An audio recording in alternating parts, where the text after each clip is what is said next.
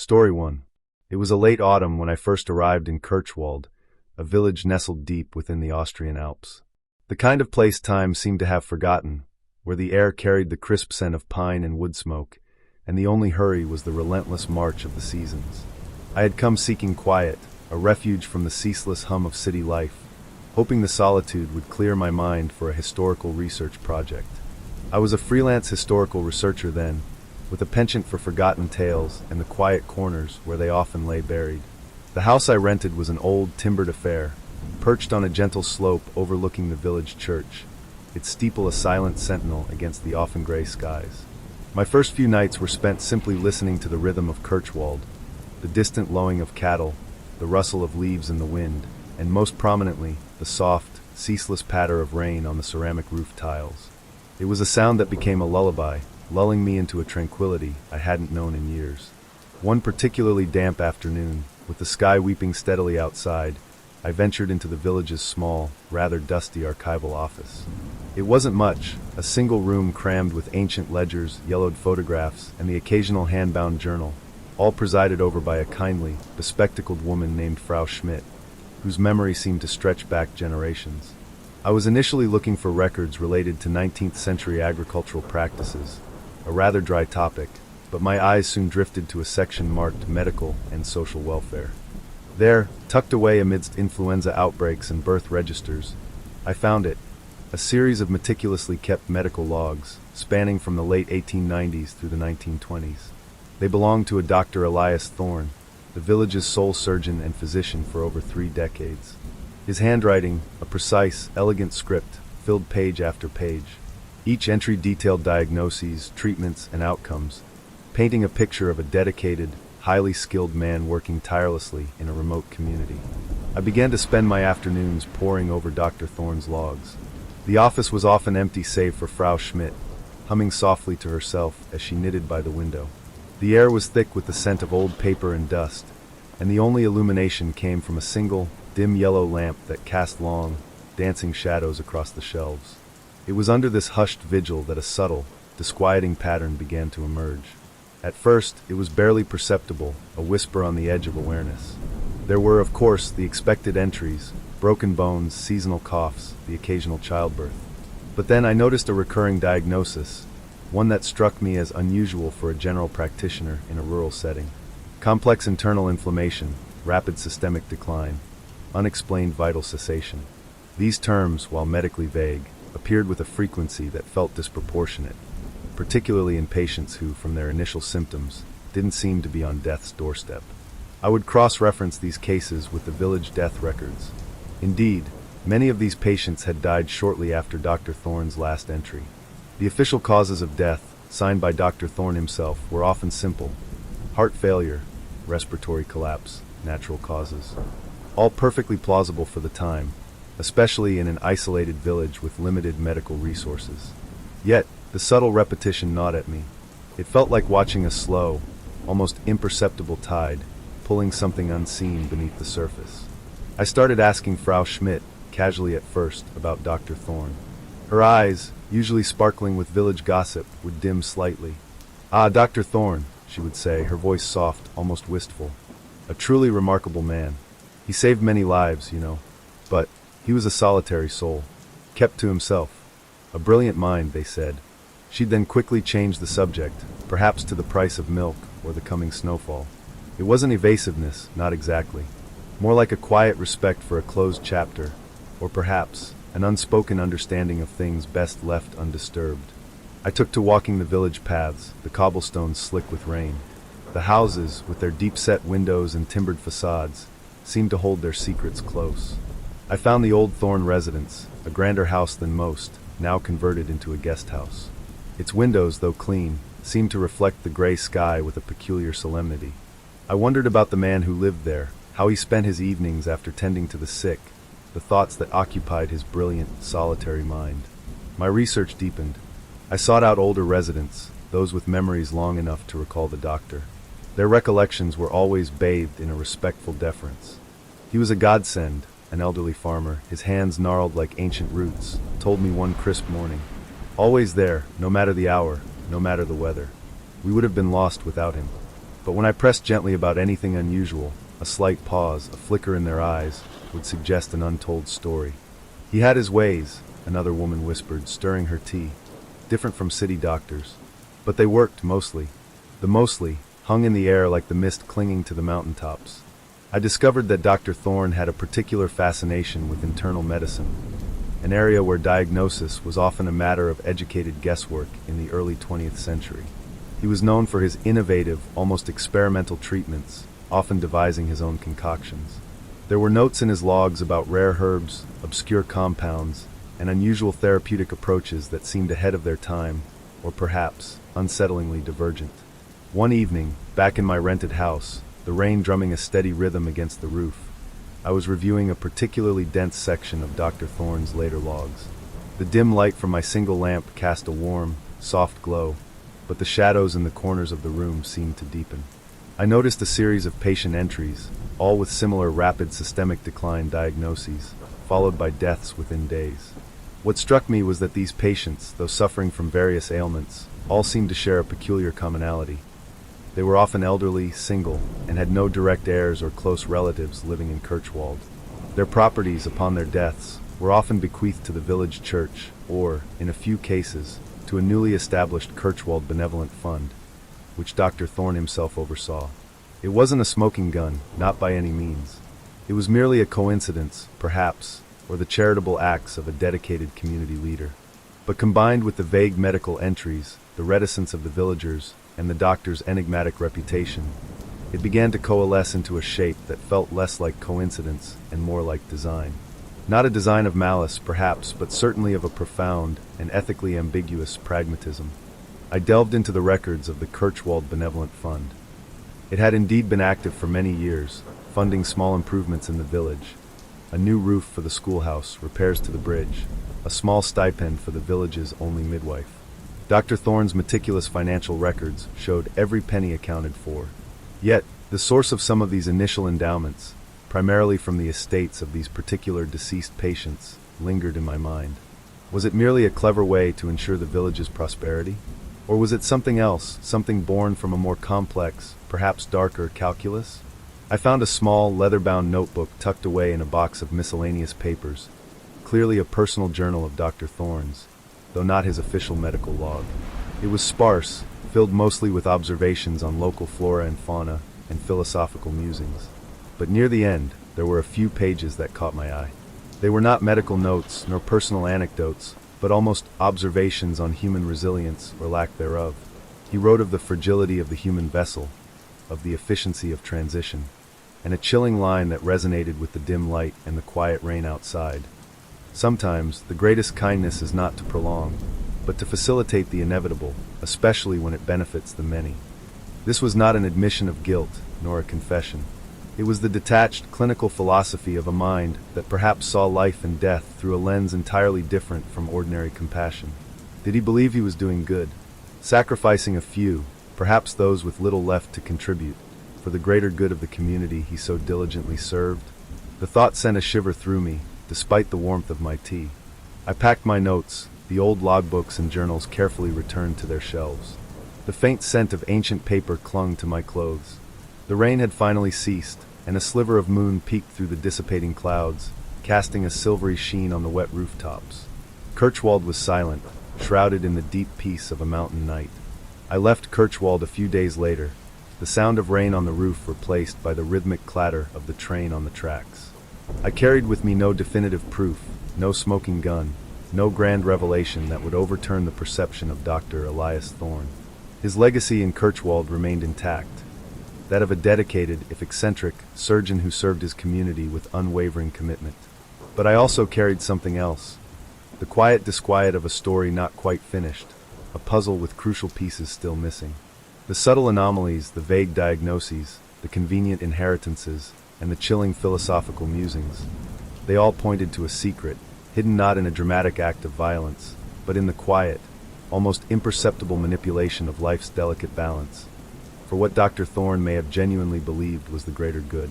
And as the train wound its way through the valleys, leaving the silent, watchful mountains behind, I knew the secret of the surgeon of Kirchwald remained just that, a secret, whispered only by the ancient logs and the quiet, enduring mystery of the Alps. A true story that, even now, hasn't quite been solved. Story 2. The world outside my small cabin in Puerto Aysen often felt like a hushed secret, especially on nights like this. Rain, a steady rhythmic lullaby, drummed softly on the corrugated tin roof, a sound as ancient and comforting as a whispered promise. Inside, the only light came from a single, amber-glow lamp on my desk, casting long, dancing shadows that played across shelves crammed with old books and faded maps. The scent of damp earth, mingled with the faint, comforting aroma of wood smoke from the cast-iron stove, filled the air. It was in this quiet, reflective space, a sanctuary against the wild heart of Chilean Patagonia, that I often found myself drawn to stories that lingered, like forgotten melodies, in the collective memory of this land. I'm a journalist, you see, though perhaps archivist of echoes would be a more fitting title. My work often involves sifting through the dust of time, listening for the faint whispers of lives lived and mysteries left untended. It was during one such quiet evening, while poring over a collection of brittle, yellowed newspaper clippings from decades past, that I first encountered the tantalizing, unsettling threads of a story that would come to haunt me. The story of a backpacker, a young soul named Alara, and her last, enigmatic hike into the vast, indifferent embrace of the Patagonian wilderness. The clippings were sparse, fragmented mentions from local papers, mostly focused on the initial search effort, then quickly fading into an almost embarrassed silence. There was no grand pronouncement, no sensational headline, just the quiet disappearance of a life that had briefly touched this remote corner of the world. What drew me in wasn't the drama, but the profound sense of unfinished business, the unanswered question that seemed to hang in the crisp Patagonian air, even now. It felt less like a police report and more like a half-remembered dream, a cautionary tale whispered by the wind through the cypress trees. Alara, as I pieced together from the scant details, was an adventurer, a wanderer of the modern age. She was in her early 20s, vibrant and full of the kind of boundless energy that only youth can possess.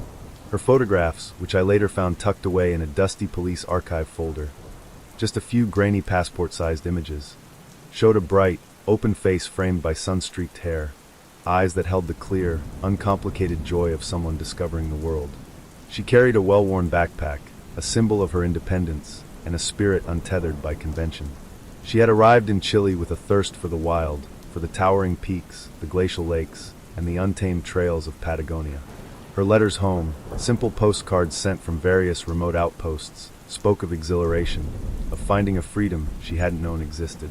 She was, by all accounts, exactly where she wanted to be.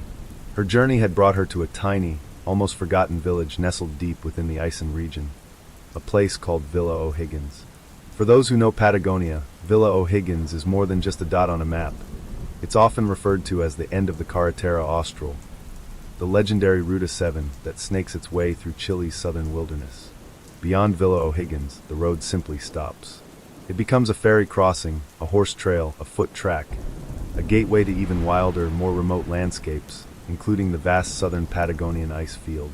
It was here, at the literal edge of the known world, that Alara decided to embark on her final, fateful trek.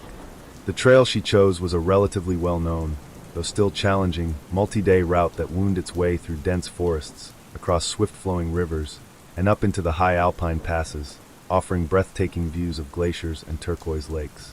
It was a trail that beckoned to seasoned hikers, promising solitude and unparalleled natural beauty.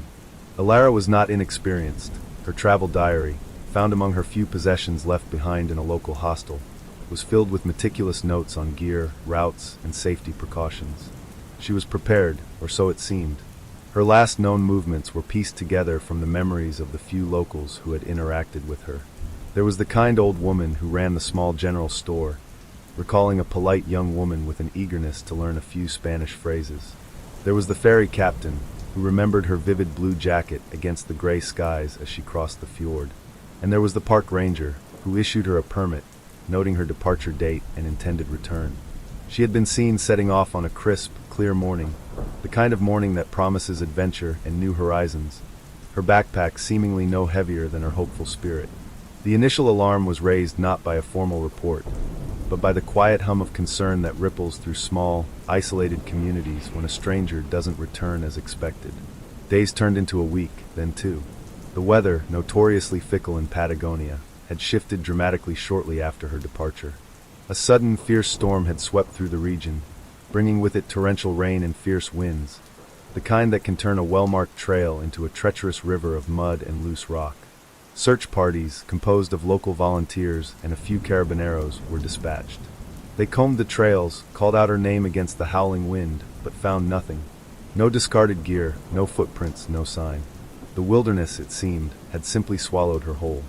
The newspaper clippings, as I mentioned, quickly dwindled. The world moves on, and new headlines emerge. But here, in the quiet corners of Patagonia, some stories refuse to entirely fade.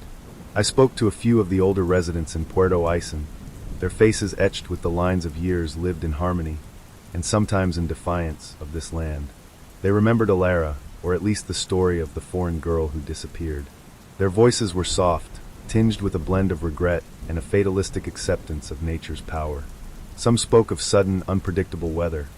Others whispered of the Patagonian spirits, the gnomos and tracos of folklore, who sometimes lead travelers astray. No one offered a concrete explanation, and perhaps that was the point. The mystery, unspoken, was part of the landscape now. What truly captivated me was not just the unanswered question of her fate, but the vivid impression Alara left, even in her absence. Her meticulous diary entries revealed a young woman deeply connected to the beauty around her, filled with observations about the unique flora and fauna, the play of light on the glaciers, and the profound silence of the wilderness. She wrote of feeling utterly alive in the face of such raw, untamed nature. And then the entries abruptly stopped. The last words in her journal were a simple observation about the crispness of the morning air and the promise of a long, beautiful day on the trail.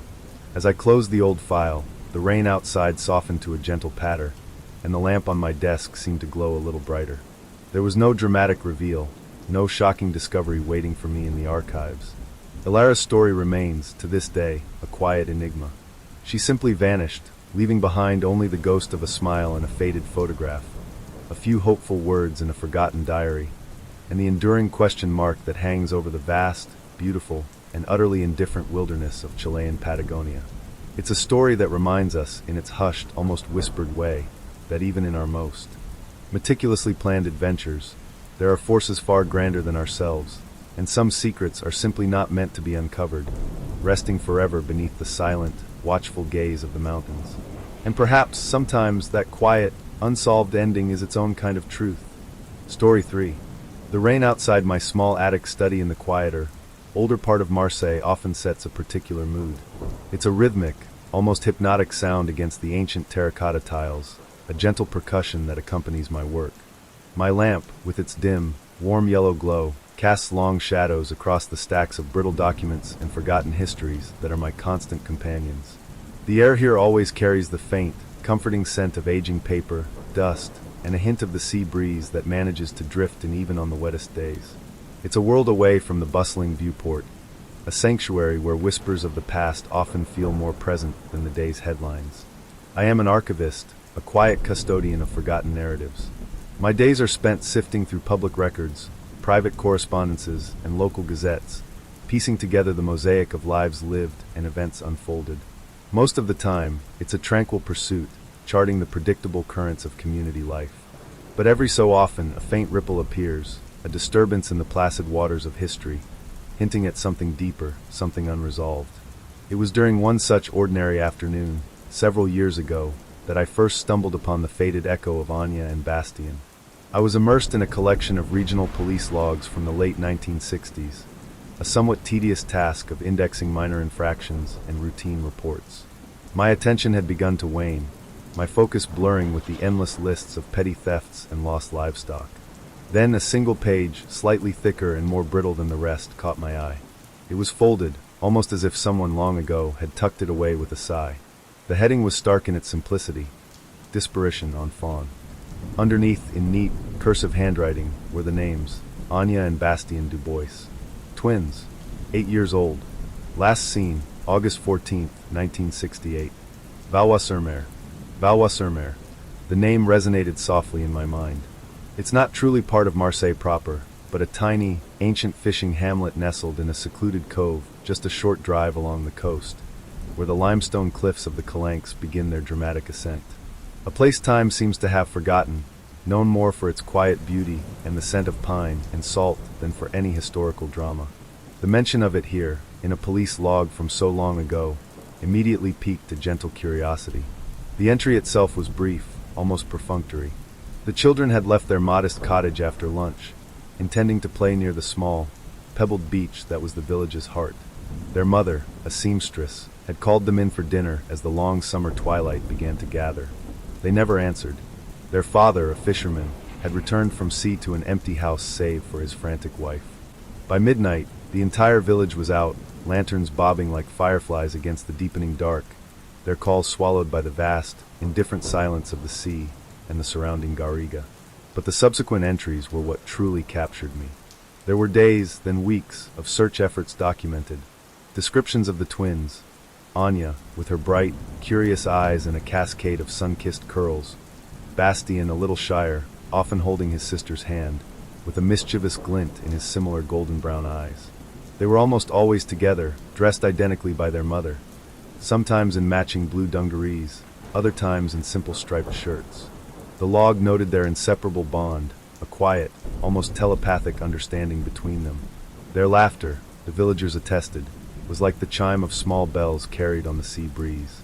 The search notes detailed the methodical scouring of every inch of Valwassermeer, the rocky coves, the dense scrubland, the winding paths up the cliffs, even the depths of the clear turquoise waters where local fishermen knew every current and crevice. Dogs were brought in, their barks echoing mournfully off the ancient stones. Helicopters, a rarity for the region then, buzzed overhead like giant dragonflies. Yet nothing. Not a discarded toy, not a single footprint, not a whisper. Anya and Bastian had simply vanished. The police log, after weeks of intensive search, dwindled into weekly, then monthly, then annual reviews. Each entry was a repetition of the last, no new leads. Case remains open. Until, eventually, it simply ceased. The final note, several years after their disappearance, was a cold, official stamp, inactive. It was a stark, almost brutal word, signifying not closure, but a quiet, formal surrender to the unknown. I leaned back in my creaking wooden chair, the rain still murmuring against the window panes. The scent of old paper felt heavier now, carrying with it a faint, melancholic echo. How could two children, in such a small, close-knit community, simply disappear without a trace? No sign of foul play, no ransom demands, no bodies discovered. Just gone. The mystery, presented so starkly in that dusty ledger, settled over me like a fine, invisible shroud. I felt a gentle pull, a need to understand the quiet void left behind by Anya and Bastian. It wasn't the sensationalism of a dramatic crime that drew me in. It was the sheer, enduring silence of it all. It felt like a story that was never truly finished, a melody that abruptly ended on a dissonant note, leaving the listener perpetually yearning for resolution. My research broadened. I sought out old newspapers from the time, microfiches crackling under the lamp's glow. The initial reports were prominent, headlines lamenting the tragedy de Jumeau's. There were photos, two sweet, serious faces, their matching clothes and slightly wind-tousled hair. But as the days turned into weeks, the stories shrank, pushed aside by other, more immediate concerns of the world. Eventually, their names, too, faded from public print, becoming another unanswered question swallowed by time. I made the journey to Valwassermeer on a crisp autumn morning, the sky a startling blue, the air sharp with the scent of salt and drying seaweed. The village was as quiet as the archived records suggested. Ancient stone houses, their shutters painted in faded pastels, clung to the hillside above the small harbor where a few fishing boats bobbed gently. The narrow, winding lanes were almost deserted, save for an old woman sweeping her doorstep with a twig broom, and a lean cat stretching languidly in a patch of sunlight. There was a tiny municipal office, half hidden behind a sprawling bougainvillea. Inside, the air was cool and smelled faintly of damp stone. An elderly woman, Madame Fournier, with eyes as blue and clear as the sea, presided over a surprisingly well-kept local archive. When I hesitantly broached the subject of Anya and Bastien Dubois, a shadow, fleeting but distinct, crossed her face. "Ah, the twins," she murmured, her voice soft, almost a sigh. "A great sorrow for Valois. A scar." She spoke not with a gush of information, but with the quiet, measured words of someone who has lived with a persistent ache for a very long time. No one ever understood. No one. She showed me a yellowed photograph from the village's annual summer festival, taken just weeks before they vanished. There they were, Anya and Bastian, standing proudly beside a small wooden sailboat their father had made for them. Anya was smiling brightly, her hand waving. Bastian, a little behind her, offered a shy, almost imperceptible smile, his fingers intertwined with hers. They were tiny figures, vibrant dots against the muted backdrop of the village square, unaware of the vast, silent mystery that awaited them. Madame Fournier explained that the Dubois family, though heartbroken, eventually moved away. The cottage, she recalled, stood empty for years, a silent monument to loss, before new families, unaware of its quiet tragedy, eventually made it their home. The village, she said, never truly recovered its full lightness. A faint melancholy, like the scent of wood smoke on a winter's night, had settled over it, never quite lifting. I spent days in Valois-sur-Mer, walking the same paths the twins might have walked. The pebbled beach was still there, the waves whispering secrets to the shore. The low cliffs, dotted with prickly pear cacti, offered silent views of the azure Mediterranean. There were no grand revelations, no dramatic clues unearthed. It was more about soaking in the atmosphere, feeling the lingering weight of a question that had hung in the air for decades. I spoke with a few other elders, a retired fisherman with hands gnarled like ancient olive branches, a woman who had run the small bakery for 50 years. Their memories were fragmented, elusive. They were lovely children, the baker recalled, kneading dough with practiced rhythm. Always polite, always together. One day, they just weren't. She paused, her eyes distant. It was like the sea just opened up and took them. Without a sound, the fishermen spoke of the extraordinary search efforts, how every boat in the harbor had been out, how men had risked their lives diving into treacherous currents. "We knew this sea," he rasped, gesturing with a calloused hand.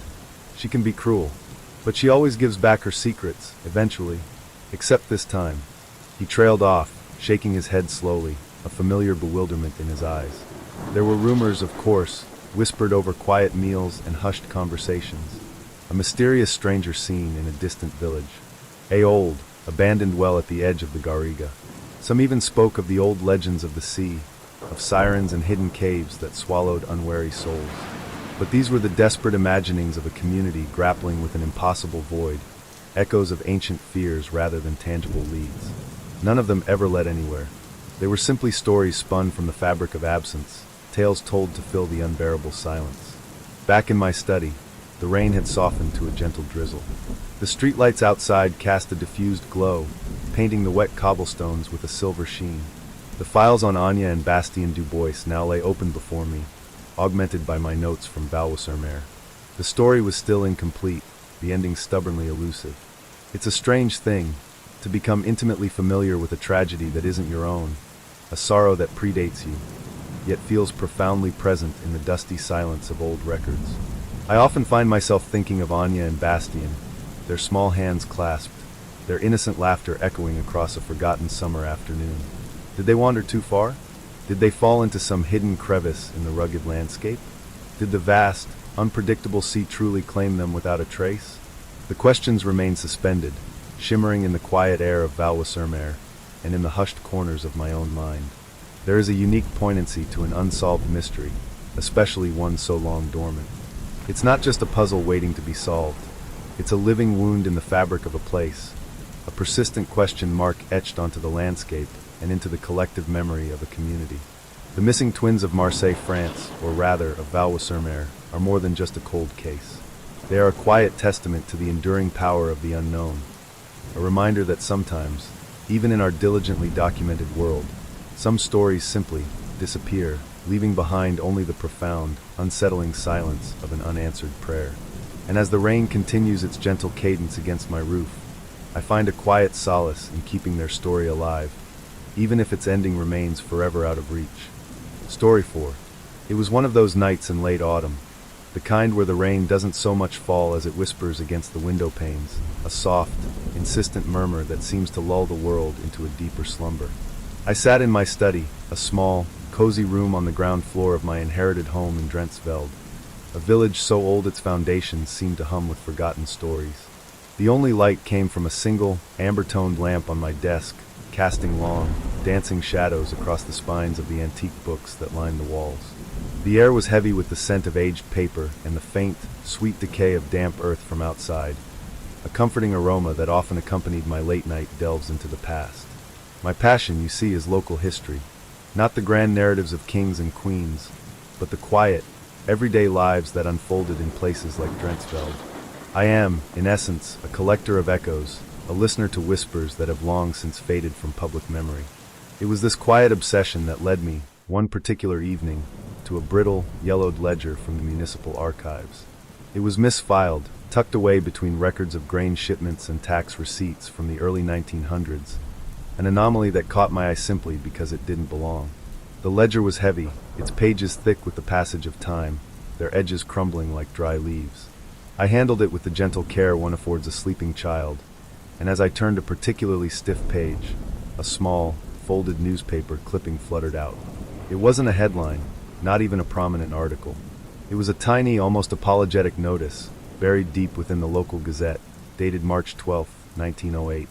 Local man drowns in canal, tragic accident. That was the sum of it, a mere 3 lines of type. But something about those words, so stark in their brevity, unsettled me. The name, Jan van der Meer, was vaguely familiar, a name that had likely echoed through these very streets generations ago. He was described as a miller, a man in his late 40s, found floating near his barge, not far from the old lock gates. The local constabulary had ruled it an accident, attributing it to a stumble in the darkness, perhaps after a few too many brandies. The canal, they concluded, was merely doing what canals do, quietly, relentlessly reclaiming what falls into its depths. Yet, a prickle of unease ran down my spine. Drensfeld, despite its tranquil appearance, was not without its shadows. Every old village holds secrets, tucked away like forgotten heirlooms in the attics of collective memory. And the canal, that silent, serpentine artery winding through the heart of our community, had always seemed to me a repository of more than just water and barges. It was a witness to centuries of life, and I suspected, to a fair share of endings that were perhaps less accidental than they appeared. The rain outside intensified slightly, drumming a rhythm against the glass that felt almost like a heartbeat. I unfolded the clipping, smoothing out its creases, and reached for a magnifying glass. The faded ink, the old Dutch script, they pulled me deeper into that night in 1908. Why, I wondered, had such a death, even if deemed accidental, been reported with such detached brevity? In a village this small, where news traveled faster than the strongest current, surely the passing of a prominent miller would have garnered more than a 3-line notice? My initial curiosity soon blossomed into a quiet, persistent quest. The next morning, as the first rays of weak sunlight struggled through the low-hanging clouds, painting the wet cobblestones with a faint, silvery sheen, I made my way to the municipal archives again. The building itself was a monument to quiet bureaucracy, smelling faintly of dust and polished wood. I spent hours poring over birth records, death certificates, and old police blotters, my fingers tracing the careful cursive of forgotten clerks. I found Jan van der Meer's death certificate. Cause of death, drowning. Further details, accidental. No mention of an autopsy, no deeper inquiry. It was as if the village, collectively, had breathed a sigh of relief and moved on, erasing the event with a swift stroke of the pen. But as a historian, I knew that what was not written was often as telling as what was. The fragments I unearthed painted a picture of Jan as a solitary man, dedicated to his mill, his life interwoven with the rhythms of the grain and the grinding stones. He was known for his meticulousness, his quiet nature. Not a man, it seemed, prone to drunken stumbles or careless accidents. He lived alone, his wife having passed years prior, and his children had moved to the larger cities, drawn by the promise of industry. He was, in short, a man who, if he were to vanish, might not be immediately missed, or his disappearance thoroughly questioned. I discovered that on the night of his death, there had been a particularly strong current in the canal due to recent heavy rains, much like the one that whispered outside my window now. The constable's report mentioned this as a contributing factor to the accident, but an elderly woman, a Mrs. Lennertz, who lived close to the lock gates, had given a brief statement. She claimed to have heard a loud splash, not followed by the usual thrashing or cries for help one might expect from someone falling into the frigid water. Instead, she recalled a muffled sound like something being swiftly submerged, and then silence. The report dismissed her account as the confused imaginings of an old woman, hard of hearing. But her words, buried within the dusty file, resonated with me. A muffled sound. Silence. The canal itself became my next point of focus. I walked its banks frequently, especially at dusk, when the low light rendered the water surface a deep, bruised purple, reflecting the ancient brickwork of the houses that lined its edges. The canal in Drentsveld was, and still is, narrow in parts, but quite deep, particularly near the lock gates. Barges would often moor there, their wooden hulls groaning softly against the mooring posts. It was a working canal, a lifeline for trade, but also a quiet, ever-present force in the lives of the villagers. I imagined that night, the inky blackness, the biting chill carried on the damp air, the gurgle of the water against the lock. Jan van der Meer, a man of routine, would have been securing his barge for the night. Had he been alone? Was the lamppost near the lock, known for its faulty wick, truly extinguished that evening, as the official report stated? Or had it been intentionally snuffed out, plunging the scene into absolute darkness? My research led me to the descendants of some of Jan's contemporaries, old families whose roots in Drentsveld ran as deep as the village well. I spoke with them over cups of strong, dark coffee, surrounded by the comforting clutter of generations of memories. They mostly knew the official story, the tragic accident. But sometimes, in the pauses between sips, or in a fleeting glance, I sensed something else. A flicker of something unspoken. An elderly woman, whose grandmother had been a seamstress in the village, confided that her grandmother had always found it odd. Jan was a careful man, she'd mumbled, her eyes distant. Always. And he had a good head for business. No one ever saw him drunk, not like some of the others. Some of the others. That phrase lingered. It was a subtle detail, a quiet hint that there were other narratives, other interpretations that had been gently, politely pushed aside.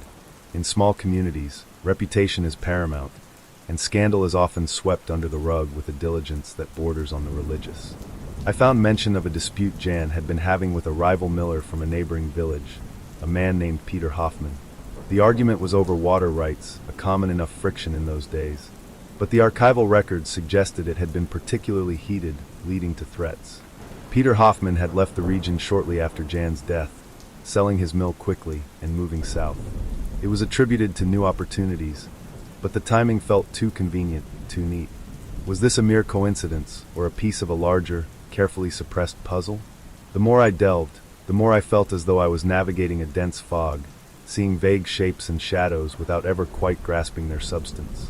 The absence of concrete evidence, the quiet compliance of the villagers, the swiftness with which the official ruling had been made, it all pointed not necessarily to a cover-up in the sensational sense, but to a community's quiet decision to let sleeping dogs lie.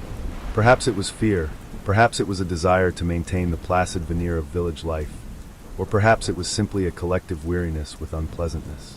One evening, I visited the old mill itself, now a silent, imposing skeleton against the twilight sky.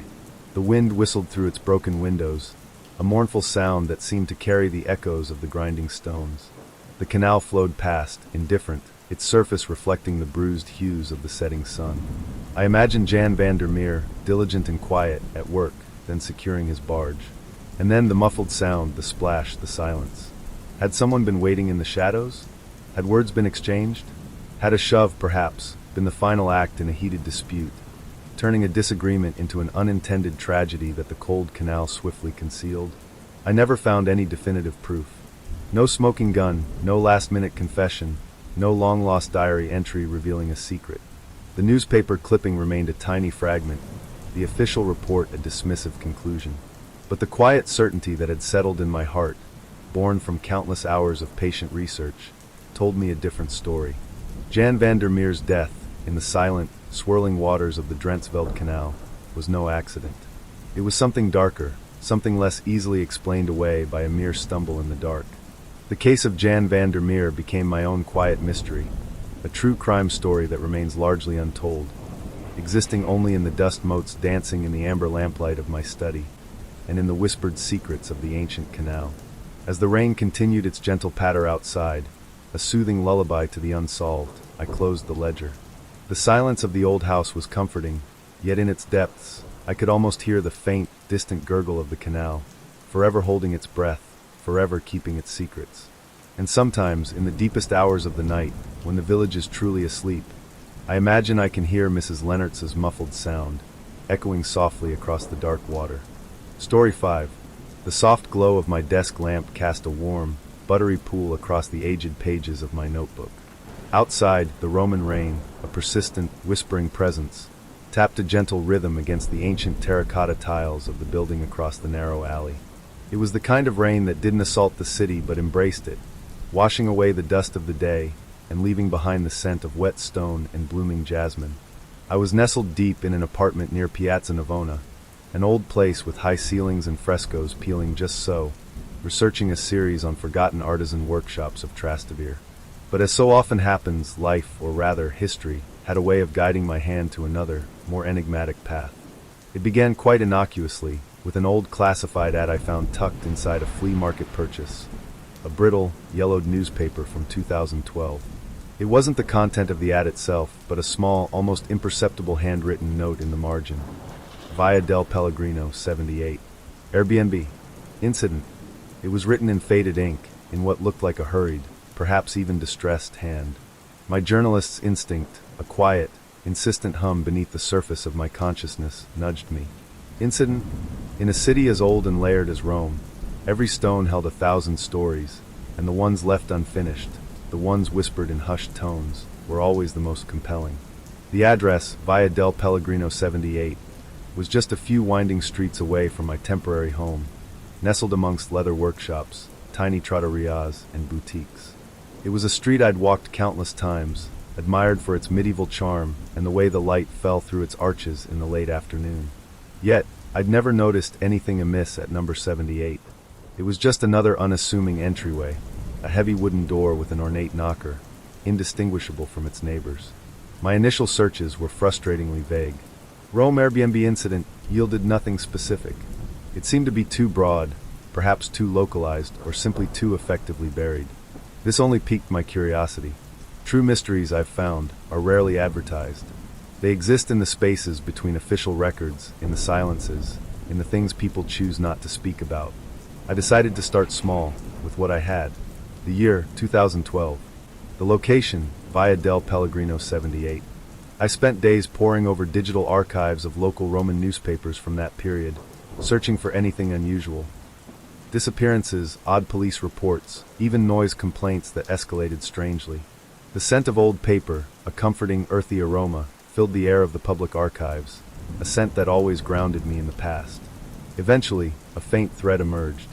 A brief, almost dismissive article in a local online forum, not a newspaper, from late 2012. It was titled, "Disturbance Reported on Via del Pellegrino." The post, by a seemingly annoyed resident, complained about unusual activity at a specific address, Via del Pellegrino 78, involving loud noises for a few nights, then a sudden, absolute quiet. The resident noted that a young couple had been renting the Airbnb at that address, and after the quiet, they simply weren't seen anymore. The police, according to the post, had conducted a cursory check but found nothing. The thread quickly dissolved into local gossip about noisy tourists and the challenges of living in a historic center. It was a single, fragile thread, but it snagged my attention. A sudden quiet. Weren't seen anymore. I decided my next step was to visit the address. Not to knock on the door, not yet, but simply to observe. The afternoon I chose was crisp and clear, the Roman sun unusually bright, painting sharp contrasts of light and shadow on the ancient buildings. Number 78 looked utterly normal. A small, neatly potted geranium sat on a windowsill of the first-floor apartment. There were no signs, no plaques, no indication it had ever been an Airbnb, nor any hint of disturbance. Yet, as I stood there, an almost imperceptible chill ran down my spine, a feeling that something had once happened here, leaving an invisible scar on the air itself. The silence around the building felt unusually deep, as if the very stones were holding their breath. I found a small cafe nearby, ordered a strong espresso, and watched. Hours passed. People came and went, tourists with maps, locals with shopping bags, children laughing. No one lingered at number 78. No one seemed to give it a second glance. It was an ordinary place, blending seamlessly into the tapestry of the street. And that, in itself, was unsettling. How could an incident leave no trace, no lingering ripple in the everyday flow of life? My research continued, now with a slightly more focused aim. I began looking for reports of missing tourists in Rome in late 2012, specifically young couples. It was a needle in a haystack. Thousands of people visit Rome every year, and official missing persons reports are often complicated by language barriers, jurisdictional issues, and the sheer transient nature of tourism. But one case, briefly mentioned in a small English-language online travel blog, caught my eye. It spoke of a young American couple, university students on a study abroad program, who had been traveling through Italy in the autumn of 2012. Their names were Emily and Liam. They had planned a week in Rome. They had last been heard from in late October, just before they were due to check out of their short-term rental. The article didn't specify the address, only an Airbnb near Piazza Navona. The family had reported them missing when they failed to return home for Thanksgiving.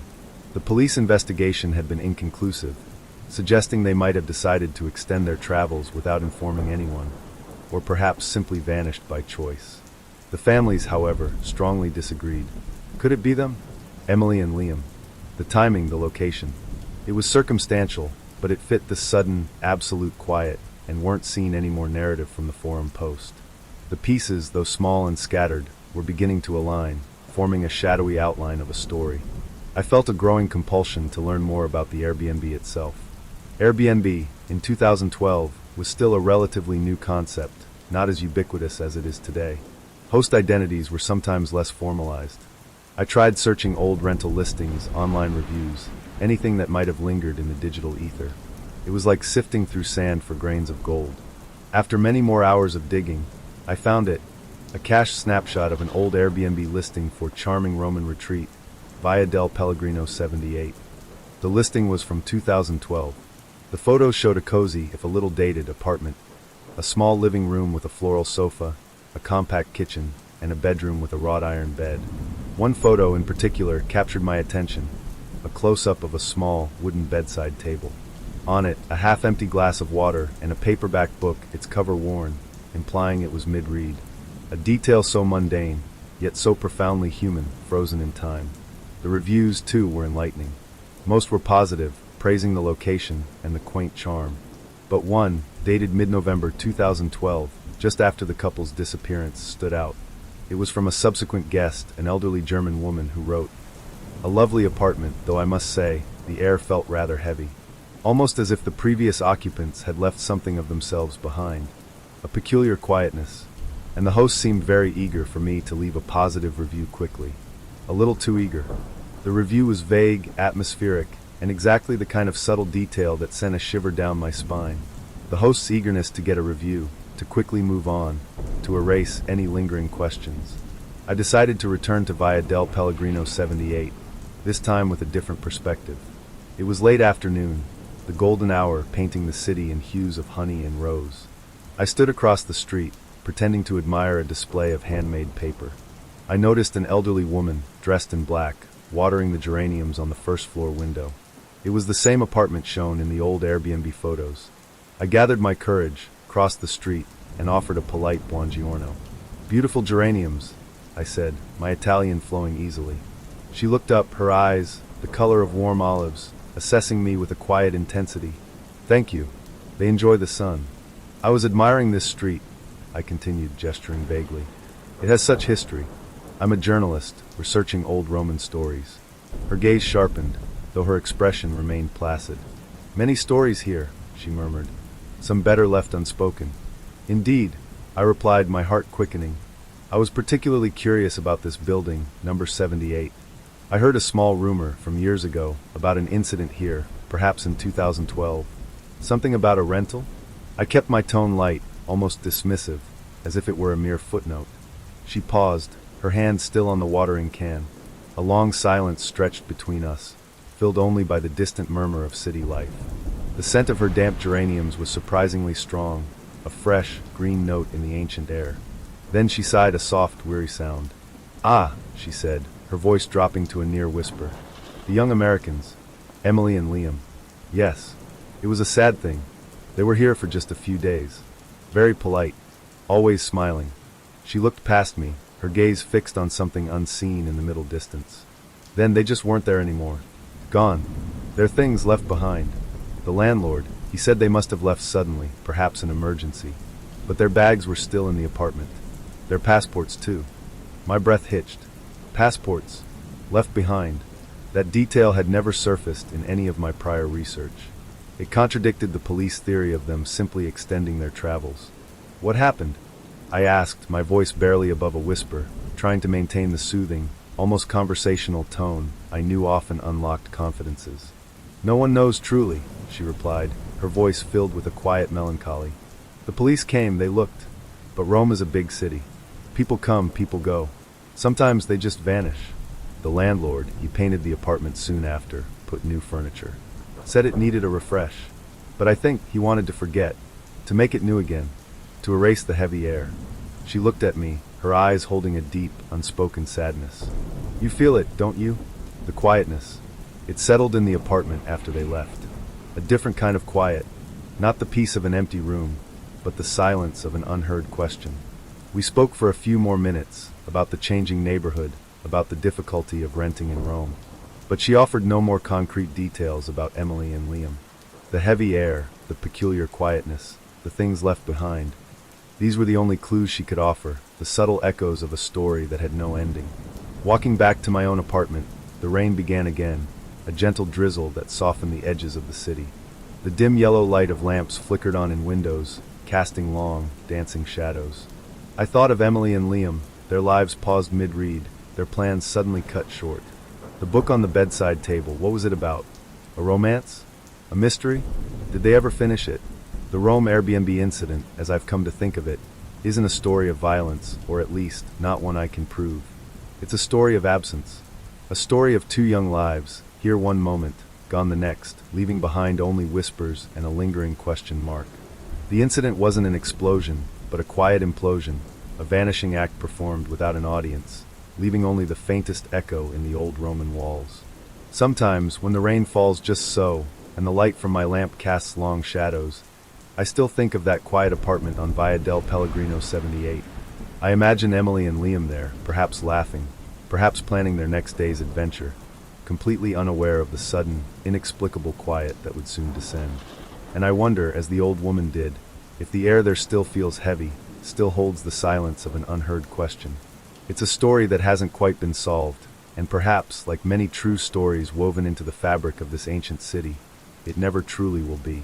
And sometimes, those are the stories that stay with us the longest, quietly humming in the back of our minds, like a lullaby with an unsettling, unresolved note. Story 6. It was a particularly damp spring when the threads of this story first began to unfurl for me. The cherry blossoms, heavy with recent showers, clung to their branches, their delicate petals often dislodged by a sudden breeze, scattering across the wet cobblestones like discarded thoughts. I had been living in Tokyo for years by then, a British journalist who had slowly, almost unconsciously, drifted away from the frantic pace of breaking news, finding solace instead in the city's quieter narratives, the ones whispered between generations, tucked away in forgotten alleyways, or preserved in the yellowing pages of local archives. My small apartment, nestled in a particularly old and winding part of Yonaka, felt like a refuge from the city's relentless thrum. From my window, I could watch the rain fall, sometimes a gentle patter, other times a furious drumming that seemed to wash the very air clean. It was during one such evening, with the steady rhythm of rain on the roof acting as a natural lullaby, that I found myself sifting through a collection of obscure local newsletters at the district's small, community-run historical society. The air in that room always carried the distinct aroma of aged paper, a scent that was both comforting and subtly melancholic, hinting at countless untold stories contained within those brittle bindings. My initial search was for something entirely different, a piece on the architectural changes in Shitamachi, downtown Tokyo after the war. But as often happens when one delves into the past, a stray name, a date, a fleeting mention caught my eye. It was an obituary, unusually brief and almost devoid of detail, for a young woman named Akari Sato, dated early autumn of 1978. What made it unusual was not its brevity, but its location, tucked away in a corner of the paper, almost an afterthought, for someone who, by the address listed, had lived very close to where I sat, in this very quiet pocket of the city. There was no mention of cause, no family listed, just a stark, simple statement of her passing, aged 23. It felt less like a notice of death, and more like a period mark on an unfinished sentence. I recall the lamp on the small, wooden desk casting a dim, yellow glow, illuminating the faded newsprint and the fine dust motes dancing in the air. The rain outside intensified, blurring the city lights into soft, watery halos. There was something about Akari Sato's name, so common yet in this context so profoundly overlooked, that pricked at my journalist's instinct. It was the feeling of a quiet anomaly, a tiny ripple in the vast ocean of Tokyo's history that had gone almost entirely unnoticed. The next few weeks became a slow, deliberate dance with the past. My research led me down increasingly narrow paths, each step taken with a sense of quiet curiosity rather than urgent pursuit. I visited the address listed in the obituary. It was an old, two-story wooden house, well-maintained but clearly ancient, its dark timber weathered by decades of sun and rain. A small, meticulously kept garden bloomed in the front, with camellias already showing signs of their coming season. The current residents, a kindly elderly couple, remembered the house being rented by a series of young people back in the late 70s, but no Akari Sato. Their memories, like old photographs, were faded and fragmentary. There was a girl, the woman had said, her voice soft, a quiet one. She was here for a short while, then gone. A shrug. Life moves fast here, even in Yanaka. This polite dismissal only deepened the puzzle. How could a young life, in a residential neighborhood, simply vanish from collective memory, leaving behind only such a vague, almost imperceptible trace? The obituary stated her passing, yet the locals seemed to remember a disappearance. This dissonance, this gentle tug-of-war between official record and anecdotal whisper, became the magnetic north of my subtle investigation. I found myself frequenting small, independent bookstores, the kind with teetering stacks and owners who knew every volume by heart. I searched for old phone directories, electoral rolls, anything that might shed more light on Akari Sato. The process was akin to archaeology, each small find a delicate shard from a forgotten era. I discovered she had briefly worked at a small, independent art gallery in Ginza, specializing in traditional Japanese prints. It had long since closed, replaced by a gleaming luxury boutique. The irony was not lost on me. The ephemeral nature of art, and indeed of human existence, in a city constantly reinventing itself. The gallery owner, a man now in his late 70s, living in a quiet suburban town outside Tokyo, was difficult to track down. When I finally found him, he was sitting in his sunlit garden, pruning a bonsai tree, its delicate branches a testament to years of patient care. He offered me green tea, and we spoke for hours, the conversation flowing as gently as the stream in his garden. He remembered Akari, though his memories too were hazy. A talented artist, actually, he mused, mostly watercolors. Very shy. She spoke little, but observed everything. Then one day, she just didn't come in. We thought she had gone back to her hometown, perhaps. He paused, his gaze drifting to the miniature landscape before him. No farewell. Just gone. He remembered her last day vividly. She had been working on a series of watercolors depicting rain-swept Tokyo streets, a quiet beauty in their muted tones. She had left a half-finished piece on her easel. This detail, a half-finished painting, painted a poignant picture. It implied a sudden cessation, not a planned departure. A person does not simply abandon their art, especially a shy artist like Akari seemed to be, who poured herself into her work. The gentle rain that had once provided a soothing backdrop to my own quiet evenings now seemed to carry a subtle, melancholic echo. My research broadened, moving beyond official records and into the realm of local gossip and unverified anecdotes. I spent hours in quiet Kisitan, traditional coffee shops, nursing a cup of filter coffee, listening to the murmurs of elderly patrons. In these places, time seemed to slow, and memories, sometimes fragmented, sometimes startlingly vivid, would surface. An old woman, her face a roadmap of wrinkles, remembered a fleeting rumor from that time, a whisper in the neighborhood. They said a girl, a tenant, had left suddenly. But some thought, no, it's just a rumor.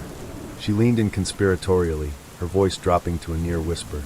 Some said she met with a man from the nightlife district. A host. Not a good man, they said. This was the first hint of something darker, yet still veiled in euphemism. The Ginza Gallery and Yanaka were worlds apart from the neon-lit, often shadowy streets of Shinjuku or Roppongi. The idea that Akari, the shy artist, had ventured into such a world felt incongruous, yet intriguing. The last call now seemed to take on a more literal meaning, perhaps a final phone call, a last meeting in a place not meant for quiet souls. I began to explore the nightlife districts of the late 70s, through old magazines, photographs, and the occasional memoir. It was a different era, a more insular one, before the internet had woven its vast web.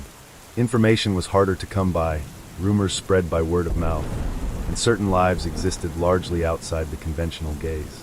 I learned about the bubble economy, already beginning to inflate, the exuberance and the darker undercurrents that often accompanied such periods, of rapid growth and shifting social norms.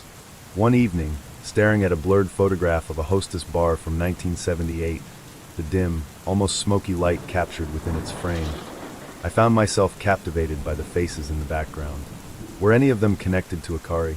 It was a futile question, of course, a needle in a haystack, but the sheer anonymity of it all, the way lives could intersect and then disappear without a trace in such a dense urban landscape, was profoundly unsettling. My mind kept returning to the obituary, the starkness of it, the lack of information. It felt like a deliberate act of erasure, or perhaps a quiet attempt at closure where none truly existed. In Japan, particularly in those days, a family might publish such a notice to protect their name from scandal, to allow a quiet mourning for a loss that couldn't be fully acknowledged. Was Akari Sato's passing a coded message? A way to say she was gone, without having to explain how. I tried to find any police records, however brief. Accessing old criminal files is notoriously difficult, especially for seemingly cold cases that were never officially classified as such. There was no missing person report for Akari Sato, no investigation. It was as if her existence had been neatly concluded by that single, understated obituary. This silence was, in itself, the most chilling detail of all. It suggested that whatever had happened, it had been contained, perhaps even explained away, without ever reaching the public consciousness. The story was beginning to coalesce, not into a clear narrative with a beginning, middle, and end, but into a series of interconnected impressions, like the strokes of Akari's own watercolors, muted, evocative, and leaving much to the imagination. I pictured her, a young woman with a quiet talent, navigating the bustling, yet often isolating, streets of Tokyo. I imagined her, perhaps drawn by curiosity or desperation, into a world she didn't understand, a world of fleeting connections and hidden dangers. The thought of her half-finished painting, left on the easel, haunted me most. A silent testament to an interrupted life, a promise unfulfilled. As the weeks turned into months, my pursuit of Akari Sato's story became less about finding an answer and more about honoring the question.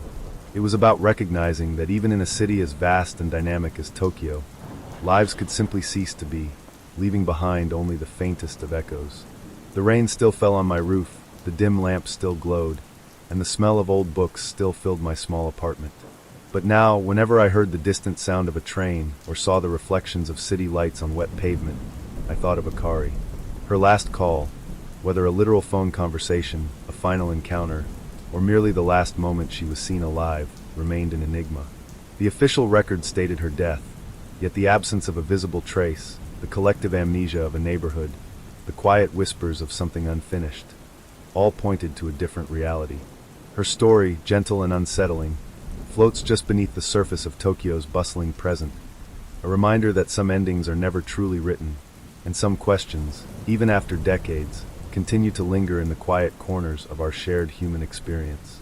And as the city continues its tireless dance of progress and reinvention, the quiet fate of Akari Sato, like the soft falling rain, remains a mysterious, unspoken truth, a quiet last call waiting to be truly heard.